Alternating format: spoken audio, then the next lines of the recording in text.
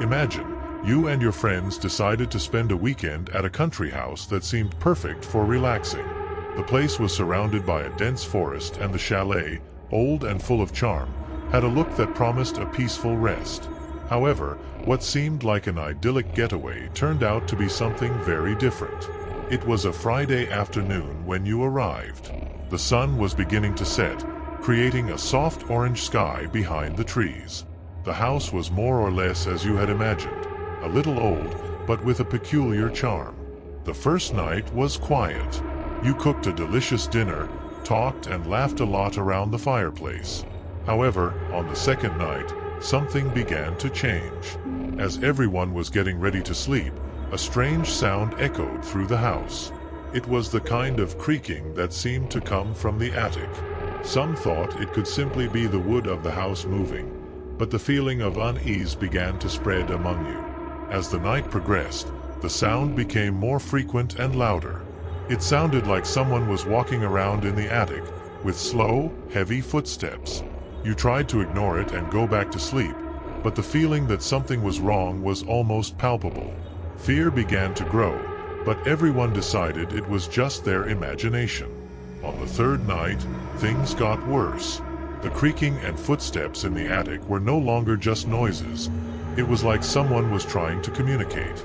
Scratching and tapping sounds began to mix with the footsteps. Then, one of the friends, Pedro, decided to investigate. He went up to the attic, which was a kind of empty, dimly lit space, and came back pale and shivering. There was no one there, but he said he felt intense cold and a strange presence. On the fourth night, while you were in the living room, listening to music and trying to distract yourself, the lights started to flicker for no reason. The feeling of unease increased, and around midnight the temperature in the house dropped dramatically.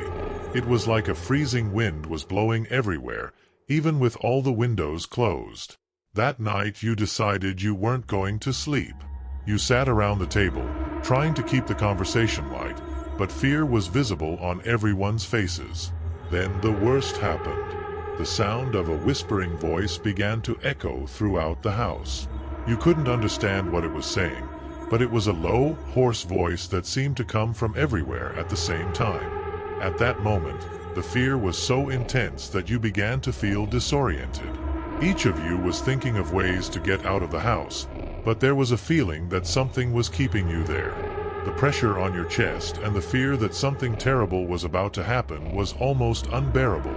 Finally, someone came up with the idea of looking for a logical explanation. They began to investigate the old documents in the house, looking for clues that could explain the strange events.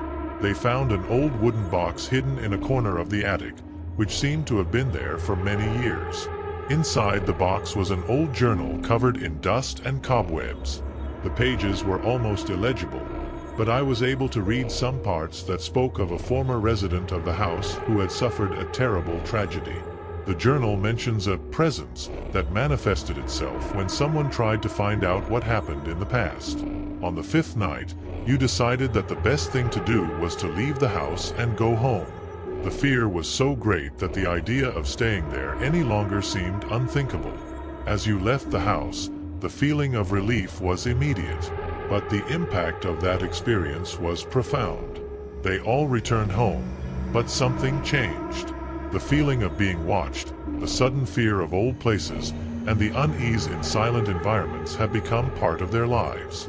The cabin experience was not just about what happened there. It was about how fear and the sense of danger left a lasting scar on the mind.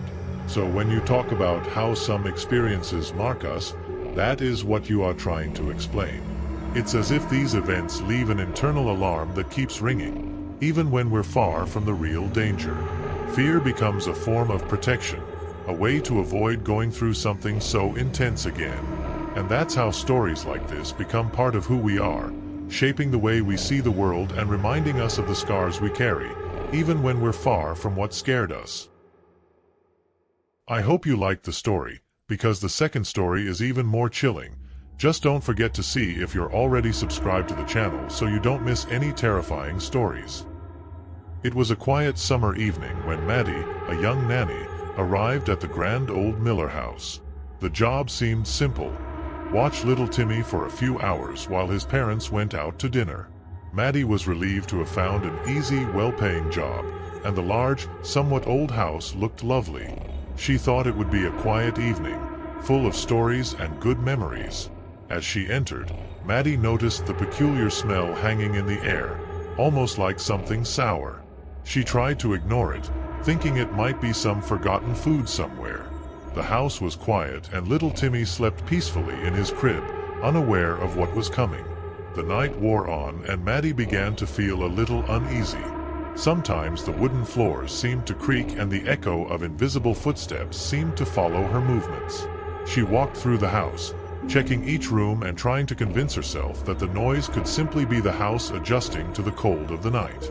But the strange smell continued and seemed to intensify with each passing moment. Around 11 a.m., Maddie decided to lie down on the living room couch to get some rest, while Timmy slept. That was when she started hearing more distinct noises, a sort of distant rustling and the sound of something scratching on the wall. She quickly got up, checked every corner of the house, but found nothing out of place. Fear began to take hold of her heart and she felt as if invisible eyes were watching her. Tired and scared, Maddie decided to try to get some sleep. What she didn't know was that the night held an even more terrifying nightmare. As she closed her eyes, she fell into a strange and disturbing dream. In the dream, she was in the dark basement of the house, a place she avoided because of its dark stories. Downstairs, a boy was sitting on the floor, with a sad, blank expression. His eyes seemed empty, as if they were in a state of deep despair.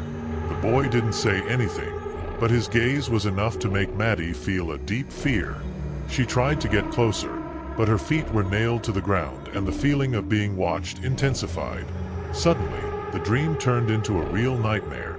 The boy disappeared and the darkness of the basement spread, swallowing everything around him. Maddie woke up in a panic, her heart racing. She was panting and her skin was cold to the touch. To her surprise, she noticed that she had small red scratches on her neck, as if someone or something had tried to tear it. A feeling of fear took hold of her. What was wrong with her? She tried to calm down and decided to go see Timmy again. When she got to his room, she noticed that the little boy was crying, agitated. Maddie picked him up, trying to calm him down, while her eyes searched for something that would explain what was happening. The sour smell seemed stronger in the room, and she began to feel a strange presence, almost as if something was hiding in the darkness.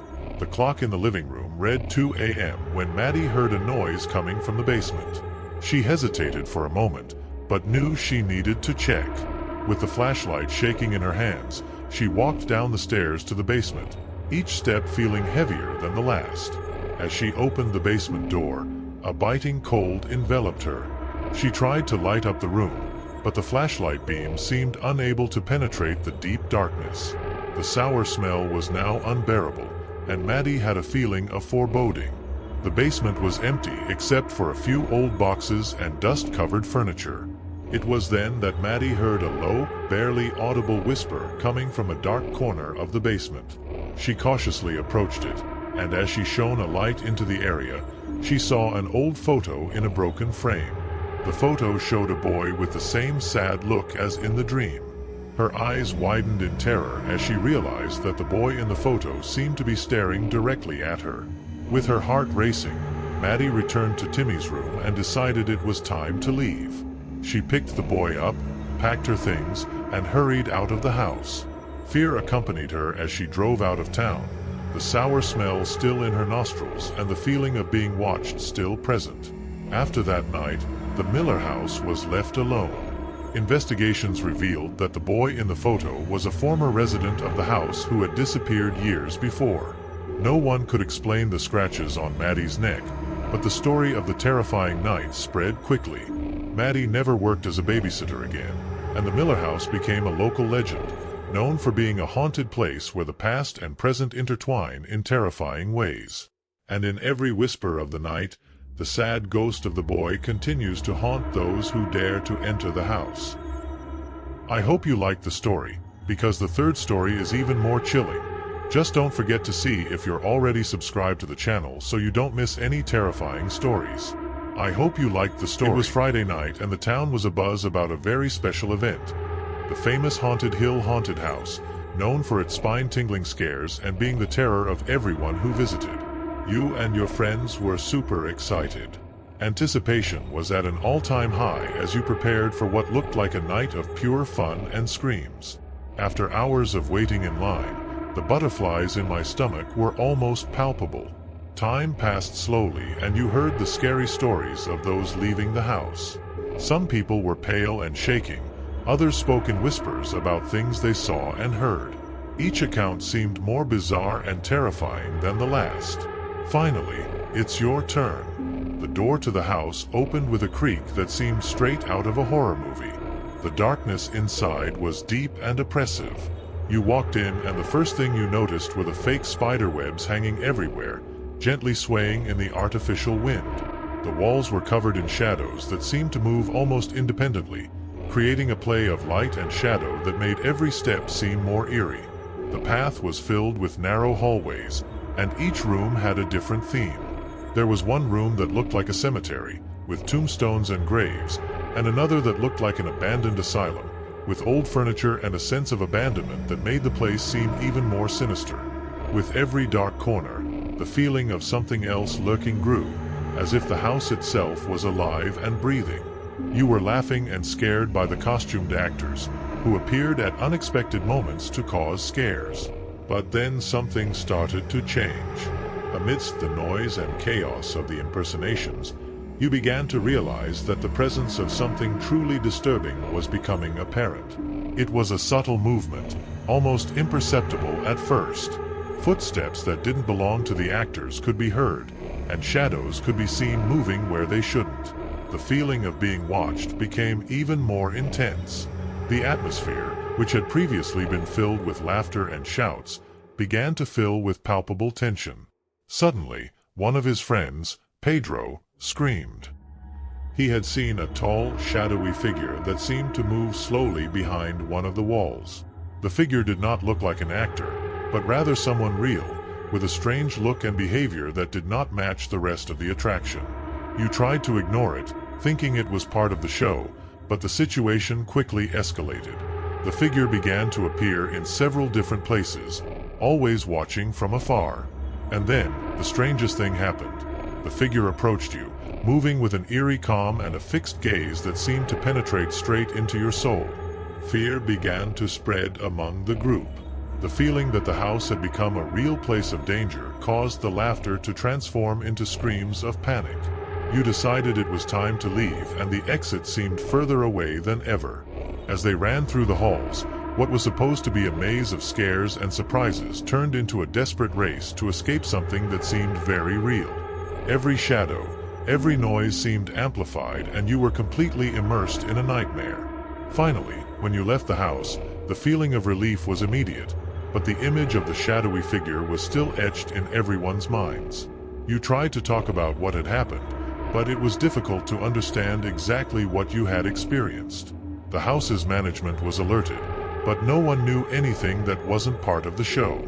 The mysterious figure was not identified, and stories about the strange night spread quickly. The haunted house closed a few weeks later for unknown reasons, and its story became a legend among Haunted Hill visitors. No one else had the courage to visit the house, and those who heard the story were never able to see a horror attraction the same way again. And so, what was supposed to be a night of fun became a reminder that sometimes the line between planned scare and real danger can blur, leaving a mark that never goes away. Tell me which story made your hair stand on end? Tell me which one you liked the most? Because in the next video the story is even more chilling. Just don't forget to see if you're already subscribed to the channel so you don't miss any terrifying stories.